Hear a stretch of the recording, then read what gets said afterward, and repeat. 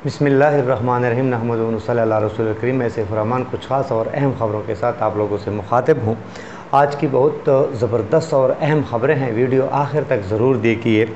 आज जो ख़बरें हैं उसमें एक तो निगरान हुकूमत के हवाले से है। निगरान हुकूमत का फ़ैसला हो चुका है, नाम भी सामने आए हैं, वो भी आप लोगों के सामने शेयर करूंगा। दूसरी जो बड़ी बात है, ख़ान साहब, इमरान ख़ान साहब और जो ताकतवर हलके हैं उसके दरमियान जो माहौल साजगार होता दिखाई दे रहा है, उसमें मेन किरदार किसका है उसका भी आप लोगों को इंशाल्लाह बताऊंगा। और क्या कहीं फिर ख़ान साहब को कहीं धोखा तो नहीं मिल रहा, या धोखा तो कोई नहीं दे रहा, क्योंकि ख़ान साहब हमेशा कहते आ रहे हैं कि मैं एतमाद करता हूँ और एतमाद में मुझे फिर धोखा मिल जाता है। इस बारे में भी बात होगी। और एक बात है, नवाज़ शरीफ साहब लंदन में है लेकिन फिर भी परेशान है। वो परेशान क्यों है? और जो सबसे बड़ी मुसीबत है, जो मैंने आपको पहले एक व्लॉग में बताई थी ये बात, कि आटे का बहरान पैदा होने वाला है। तो महंगाई की क्या पोजीशन है उसमें आटे की भी बात होगी, तो इस पर भी बात होगी। ये बहुत सारी ख़बरें हैं जो आप लोगों के सामने पेश खिदमत है। निगरान हुकूमत के हवाले से पार्टी के सरबराहों से बातचीत हो चुकी है। कुछ पार्टियों के सरबराहान से बाकी है बात। जो बात करने वाले हैं वो जो सरबराहान, जो पार्टी सरबराहान रह चुके हैं, उसको आमादा करेंगे निगरान सेटअप बनाने के लिए कि जितना जल्दी हो सके इलेक्शन हो जाए, क्योंकि ये मुल्की मफाद में है। अच्छा, इसमें सिर्फ चंद सियासी रहनुमा बाकी हैं, बाकी सबको एतमाद में ले चुके हैं।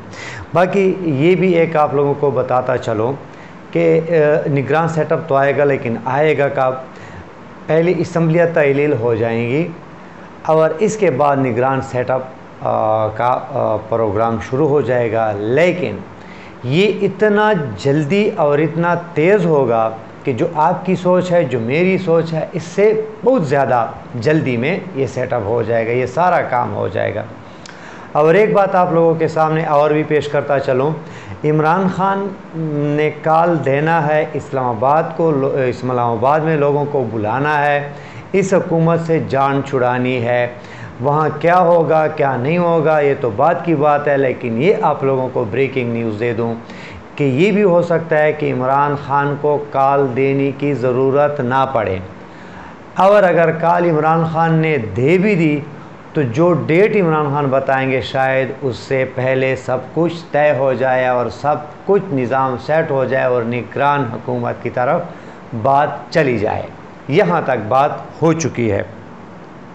अब इसमें जो है, जो निगरान हुकूमत है, इसमें ये निगरान हुकूमत चलाएगा कौन, इसके लिए भी तगोदोद होती है, मशवरे होते हैं, एक दूसरे से सलाह मशवरे होते हैं, इसमें इदारे भी मुलविस होते हैं, सियासतदान भी होते हैं।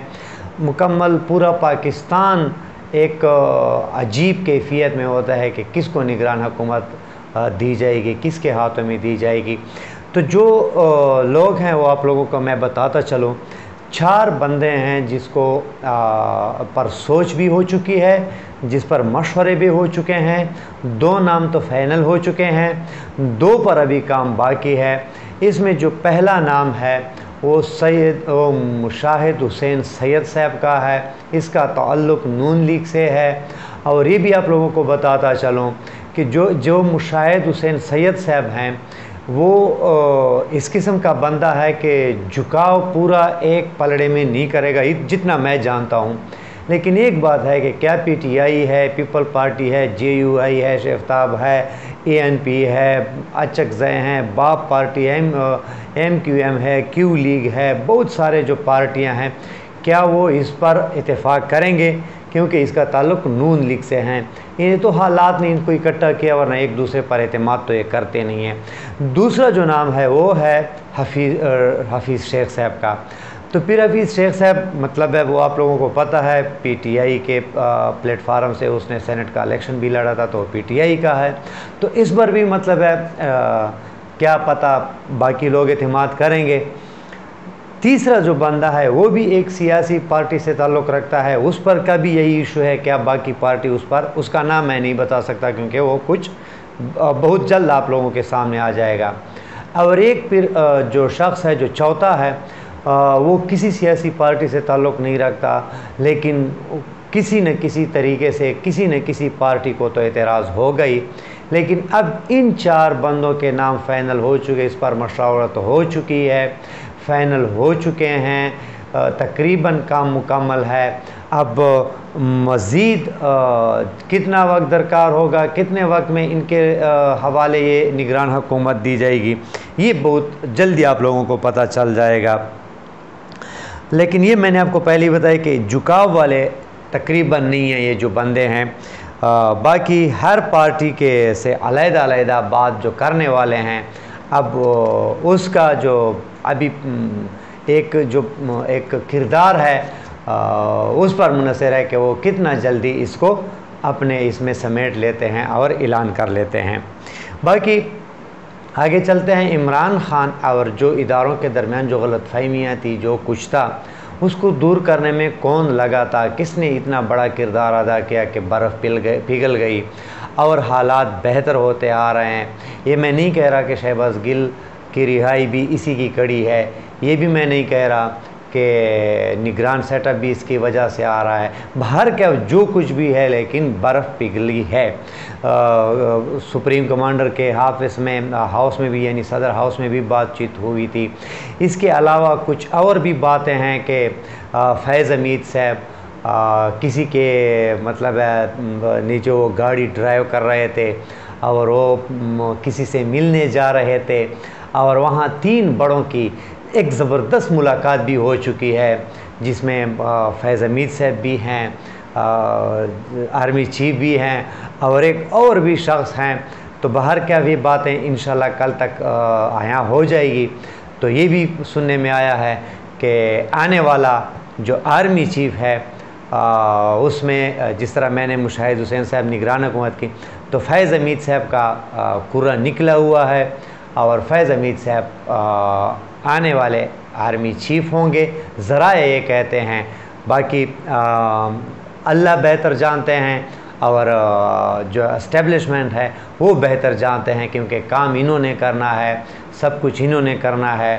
तो बहरकैफ ये भी ब्रेकिंग न्यूज़ मैंने आप लोगों को दे दी।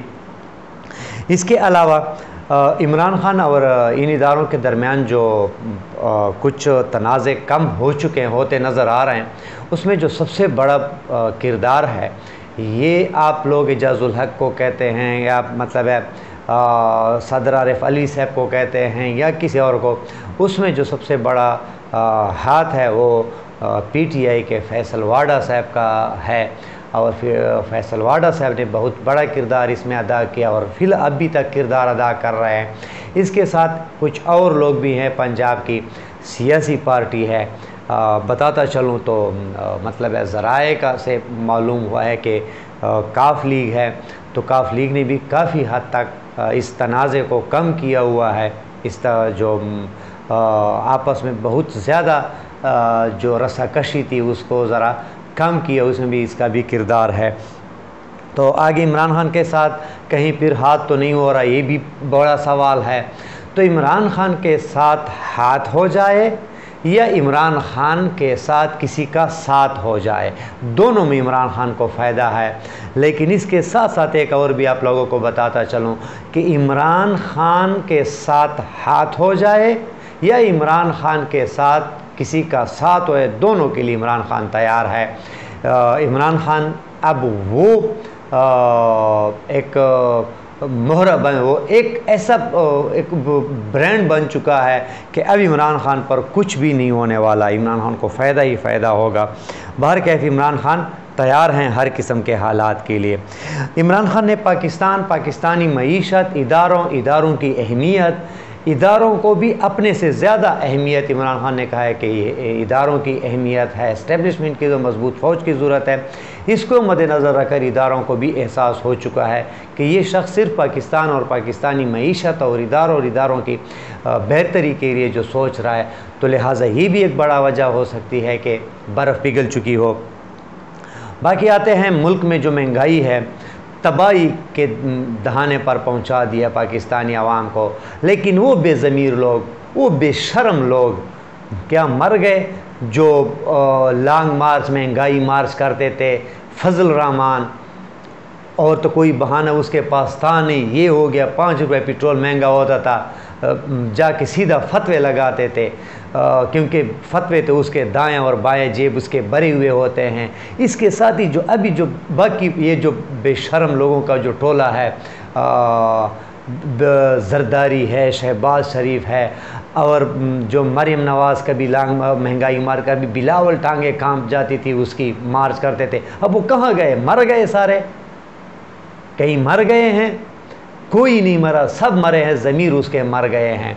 और एक और तबका था जो सहाफ़ी हर जगह माइक लेकर कहीं इधर जाते थे, कभी उधर जाते थे, और लोगों से पूछते 2 रुपये टमाटर महंगा हो गया, 4 रुपये आटा महंगा हो गया, घी 10 रुपये महंगा हो गया, क्या ख्याल है? ये है हुकूमत। और अब वो बेशर्म भी मर, उसके ज़मीर भी मर गए। कहीं इन लोगों को शर्म नहीं आती? अब कहीं जाके पूछो ना किसी से, वही मैक उठाओ ना जो पीटीआई के दौर में आप लोग मैक उठाकर इधर उधर भागते थे। तो इन लोगों के ज़मीर मर चुके हैं। भर के अब आटा तकरीबन 20 किलो तेला 22.5 से 2500 रुपये तक का हो गया है। 22.5 का तो नहीं मिल रहा, लेकिन 2500 तक हो चुका है, यानी 120 से 130 रुपये किलो आटे का हो गया है। बाकी घी और वो तो चलो, घी के बगैर भी गुजारा होता है। गरीब लोग आटा रोटी ना खाएं तो फिर तो मरते हैं, घी तो और एक एक्स्ट्रा चीज़ है। तो ये, और एक और था, कपड़े बेचकर आपको सस्ता आटा दूंगा, वो कपड़े लोगों के पाड़ दिए, लोगों के निकाल दिए। पर क्या, आगे चलते हैं।